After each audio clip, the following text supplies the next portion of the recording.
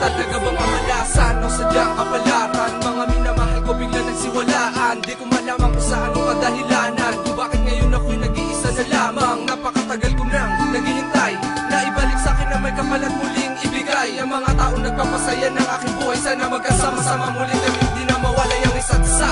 Sana maulit muli mga nangyari katulad ng sa umpisa, na walang lungkot na nadarama, at sa araw-araw na ginawa ng Diyos ay lagi kami masaya. Diyos ko, sa'kin ay maawa ka, dahil sobrang namimiss ko talaga sila. At ang sakit na nadarama ay di ko makakaya kapag wala sila.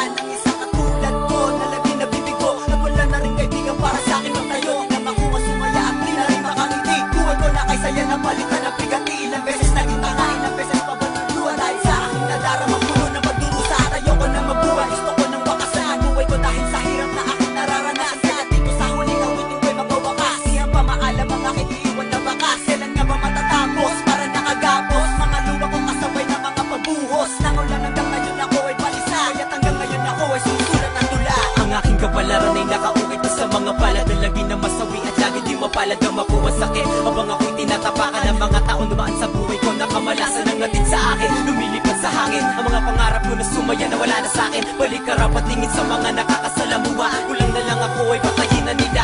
Mga ganit na gusto lang sila ay sumaya, ang pag-ibigan naman sa umpisa lang masaya. Ngayon tanong sa sarili ko, kailan ba makakalaya? Pati ang puso't isip ko lagi ko dinadaya. Sa landas mapupunta ako'y naliligaw na ba? Ang mamahal pa bang muli ako ay susugal pa ba? Nalitigin ang itaas ng aking mga panalangin, bumalik na ang babaeng gusto ko na mahalin.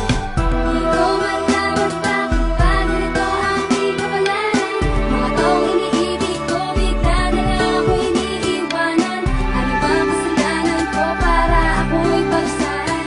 Pakiusap ko sa itaas na ibalik ko na ang mga tao na nagtulad ng aking kasilahan. Di ko magawang balikan ang mga panahong di ko nakasama. Bakit nawala na, di ko na makaya ang mga ligaya, pinapaniwala, puro panuloko, sinaktan yun ako. Ano bang kakulang sa mga nagawa ko? Ang mga pangako, tumata sa isip na pinarusahan. Bakit nagawa ko? Aking iginapos, alaala na sa'kin naman lagi nakasama ko sila. Mga panahon na mata ko'y lumuluha, puro pagdurusa. Ano pinakita, pero ba mali sa mga nagawa ko? Tila ba ako ay pinagkampihan at pinag-isahan sa pagitan ng mga balakid na nakapaikot, at ako'y kanila pinagkasilan? Isa katanungan, anong kasalanan? Bakit pinatawan? Yun ang kalungkutan, tapos binitawan. Tulad kasakitan sa puso't isipan, at ako'y iiwan. Ano bang kailangan para bumalik? Para pinaikot nyo, bakit ako pa sumapit? Tuloy na ulila at nananabik, biniguyo ako para gusto kong magalit. Talagang saglit at hindi pinagtagal,